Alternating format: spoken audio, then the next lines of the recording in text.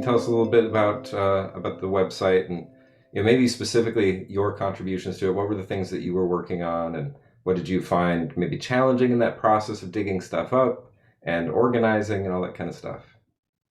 Yeah, so as Tara mentioned earlier, I had the big task of kind of looking through all of the forums already existing listed resources on the site and just culling for like the most relevant and like the juiciest like eco-justice stuff, because some things have like less of a focus on eco-justice than others. So I did a lot of culling and reading articles and rewatching videos and stuff like that. But I also found new stuff. One of the most interesting kind of pieces I found is that there's a lot going on with youth climate justice movements in India. And India is such like a rich religious space. And so there's a like young Jains and young Hindus who are working towards climate justice. That was really cool. It was also really cool to find how much of the interreligious work is being done. That was probably like the second most populated section of the hub, alongside Christianity, because there's just like tons of interfaith communities who are getting together for climate justice, and in particular partnering with indigenous communities to protest like corporate encroachments on indigenous land and waterways. So that's really cool. And also, like, yes, there is a lot of Christian stuff, but I was surprised at what kind of Christian eco-justice resources are out there. And I think it's really important that there's a lot going on with engaging individual congregations. Like there's a lot of like other like resource hubs out there for like, how do you talk to your congregation about eco-justice? How do you prepare your congregation for climate disaster, both physically and spiritually? And I think that like small, like local work is really important in the broader eco-justice movement. So there's a lot, a lot that I looked through, a lot that was really exciting, and yeah. Yeah, that's a tremendous amount of work. And I appreciate it, especially because sometimes people have a title of an article that mentions the word justice, and you read the article and you're like, it really wasn't that much about justice. Or they'll say it in the abstract and they'll throw that in there. It's a nice keyword to help you get published, maybe. And you're reading it and there's like, there's just like one paragraph. So then you're the one out there being like, no, no, we're not going to include this one. Okay, this one says it. That's a lot. Um, and I like that point about congregations, especially. Really important for people to know this isn't just a hub for research, also a hub for community engagement. Mhm. And it reminds me of Adrienne Marie Brown's Emergent Strategy. I don't know if you know this book, but one of her principles of emergent strategy is small is good, small is all, and that kind of thing. Like start where you're at, work with the people around you, and then we can really make change. Otherwise, it's just a bunch of publications. It's like, well, what's the point of this? Like, no, we're trying to transform our lives, transform our communities. So yeah, it's one of the reasons it's such an important hub. Wherever you're at, if you want to change your community, you can use the resources on this hub.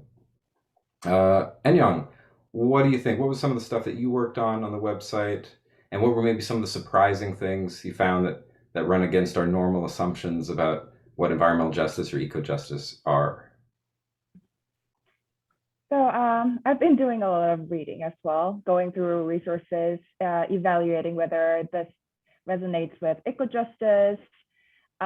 So in that process, I've learned a lot about different discourses from different religious conversations.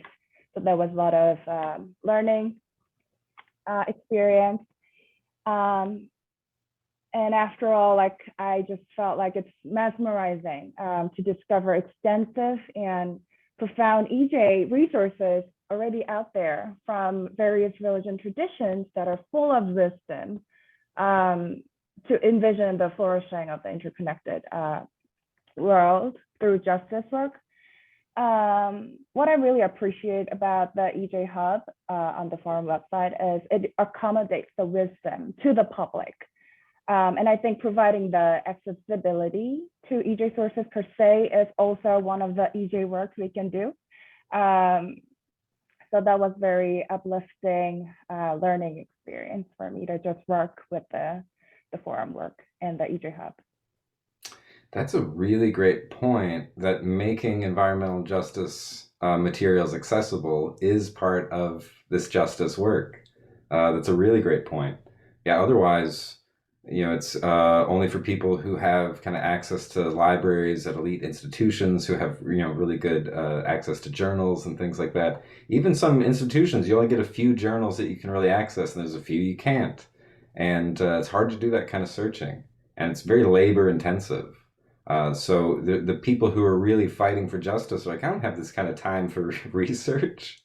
And so you're like, don't worry, we did the research so you don't have to. We have it all organized for you so it's quickly accessible. So yeah, I appreciate that. That's a really good point. Part of justice is definitely doing the online work of creating these easily accessible hubs and resources. Leah, I'm curious, same thing for you. What was some of the stuff that you worked on? What was your contribution? And what were maybe some of the surprises that you found in this kind of research? Yeah, so I was mainly working on preparing the bibliography. So I didn't do as much reading, but mainly was just, typing all of the data into Zotero and spitting out some bibliographies for the site. I guess just thinking about what I'm surprised by, this is such a present issue, but we have so many resources from like 30, 40 years ago. And especially as a younger person, thinking that this is like something new, something I only learned about maybe 5 years ago. And this is environmental justice is definitely something people have been thinking about for the past 30 years.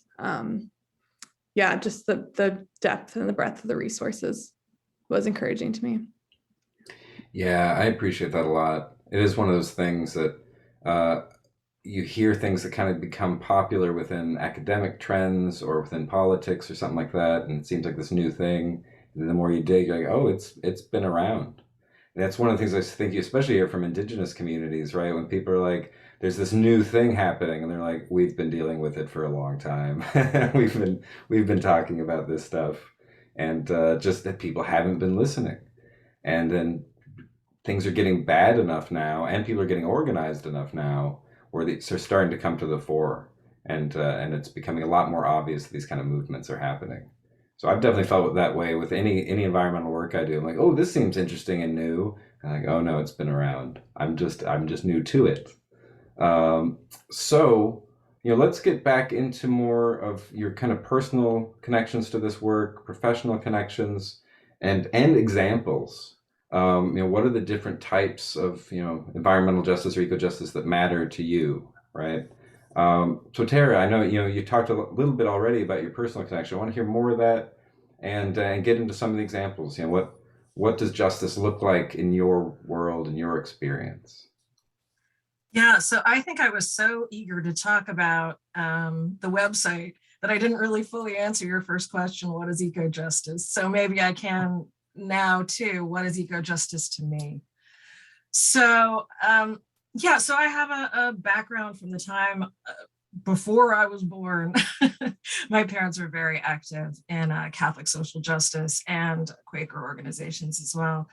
So I kind of grew up with it just being a natural part of life, justice work. I mean, there was never a time when we weren't working and marching and boycotting, and it was just part of daily life. So for me, all of this feels like a long time coming, like it's very natural. And I'm so glad that we are integrating it into our daily work in a more conscious way. In my time at Yale, one of my, as a student, yeah, I graduated from Yale about YDS, Yale Divinity, about 15 years ago. The topic of distributive justice was one that was very much alive for me. I'm sure you know Willis Jenkins. In one of Willis's classes, I mean, we just would sit there and argue for hours, and distributive justice was something that just really spoke to me based on the way that I grew up as basic.